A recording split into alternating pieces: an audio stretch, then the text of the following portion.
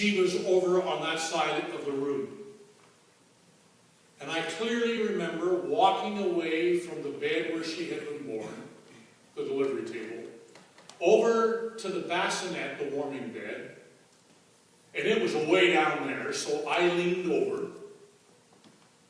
and I uttered these words.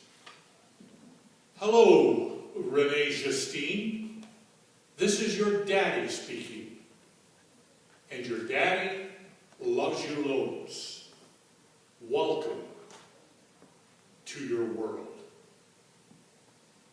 Well, a few hours later, I was driving home on Highway 2 from London, Ontario to Delaware, Ontario.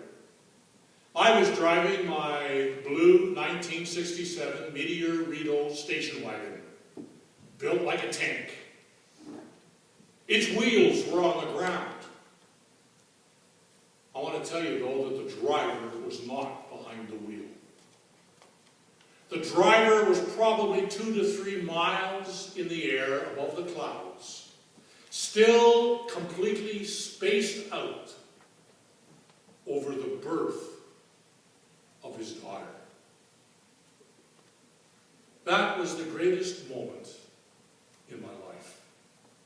Nothing has ever approached it since, and likely never will. And why was that moment so significant for me? Well, as many of you know, I was adopted.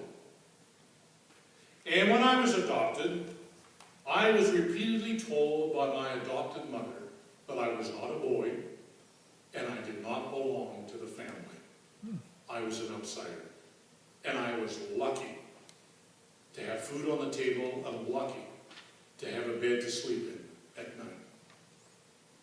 All through my growing up years, I was told repeatedly that I did not belong.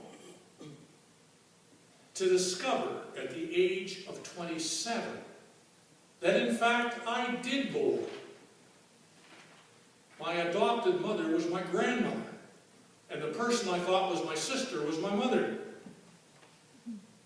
I had been lied to for 25 years and told that I didn't belong.